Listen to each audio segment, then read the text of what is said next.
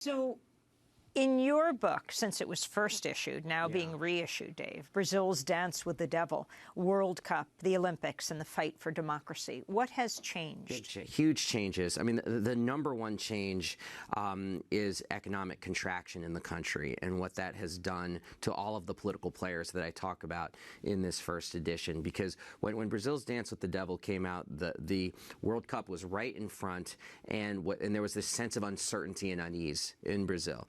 Like the economic boom years were starting to slow down a little bit. No more 8% growth, it was 3% growth. And there was concern about what that would mean going forward. Dilma Rousseff, it was known, was going to have a difficult re-election campaign because of this. So there was this sense of unease. And yet, most people felt pretty confident that Dilma would be there at the start of the Olympics and that the democracy would continue to take steps forward. And it's a relatively new democracy, only 3 decades old.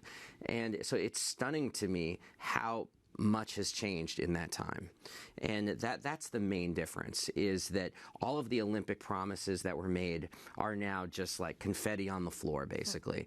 And it's, in other words, shredded paper, not confetti like any sort of celebration. They got the capitalism part, not the celebration part.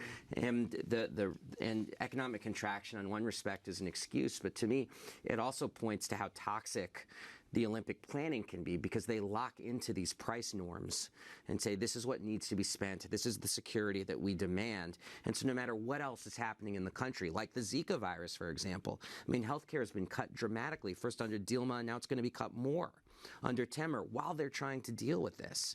So this is, I think, the number one change, is that Brazil has found itself to be underfunded for the purposes that are ancillary to the Olympics, yet the party will go on as planned. Finally, Jules Boykoff, another person who recommends your book is Dr. John Carlos, who was an Olympic medal winner in 1968 in Mexico City. Now the Olympics are back in Latin America.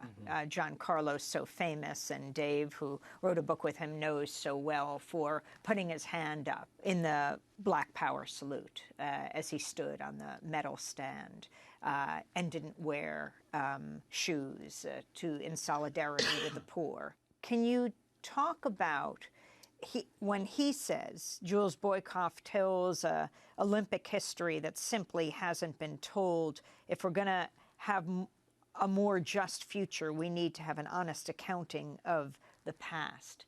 Do you think the Olympics should continue? And if you do, what form they should take? Well, I'm tremendously honored to get a book jacket quote from Dr. Carlos, for starters. I just need to say that. I think what makes the book different, I think when he's talking about that, is that I thread through the book the history of indigenous people through the games. It's a major theme in the book, from indigenous athletes who are successful to crazy stories of indigenous repression in the book that are horrifying as well.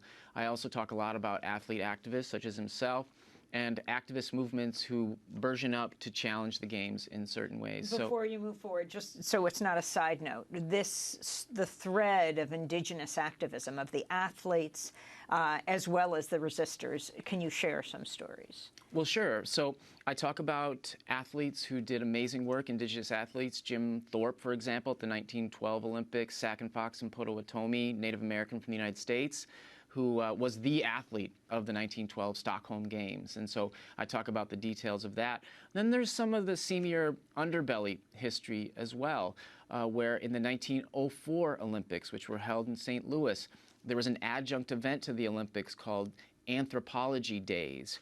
And basically it was set up by racist anthropologists who had pre-cooked ideas about indigenous people being inferior to Caucasian people. And so they set up these races with indigenous people from around the world, and they would explain the rules in English, which a lot of people didn't even speak, line them up on the line, say go, and they, of course, didn't perform as well as elite athletes in the United States. I mean, they didn't know the rules. And one interesting thing, though, from one of those races was they'd be running along. There's that tape at the end of the race, and instead of bashing through the tape like we've been trained to do, in some of the heats, they would wait for each other, hold hands, and walk through at the same time. So a very different mentality they brought to these games. A lot of people just didn't participate, and they had wanted to have nothing to do with it, but there's a lot of ugliness there as well. But I also talk about more recent athletes, such as Damien Hooper, who at the 2012 London Olympics, he's a boxer, he's an Aboriginal boxer from Australia, and he wore an Aboriginal T-shirt into the ring. And the IOC, the International Olympic Committee, cracked down and said, hey, that's not an official flag. You can't use that, only the Australian flag. You have to take that T-shirt off. He said back to him, he didn't back down. He said, hey, look, I represent my people, my indigenous Aboriginal people in Australia as well. The irony of that story is that Australia actually recognizes the Aboriginal flag as one of their flags, yet the IOC did not recognize it as one of their flags, which is just yet another example of the IOC being this kind of stateless dictatorial actor that says, no, that's not your flag because we say so. To your question about can the games get better, I do lay out at the end my vision for more just games, from concrete ideas like turning the Olympic Village into social housing programs or creative housing programs for, say, single mothers that need a place to live or that sort of thing, depending on what the city needs.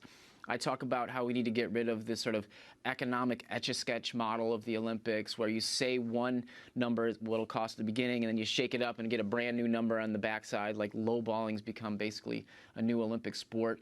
I talk about how to maybe get around that. I talk about how to make the games more democratic in terms of voting, who gets picked to host the games. Also in terms of some of the sports that are included. One of the sports that was really popular in the early days of the Olympics was the tug-of-war. All you need is a rope, a bunch of muscly people, and you pull. You train, of course. I don't want to insult the tug-of-war fans and aficionados. I know it's more complex than that. But the point is you don't need a bunch of fancy gear. You don't need to train a horse like in dressage to $40,000, $70,000 a year to get your horse in shape for the Olympics. People from around the world could participate in a tug-of-war where economically people are boxed out from doing things like dressage. So let's get some sports in there that people can actually participate in if it's really the world's games. Yeah, and tug-of-war doesn't have the land imperatives of something like golf Right. as well. That's true. Yeah.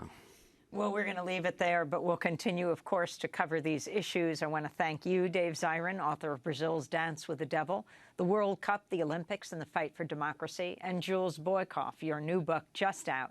It's called Power Games, A Political History of the Olympics. This is Democracy Now!, democracynow.org, The War and Peace Report. I'm Amy Goodman. Thanks so much for joining us.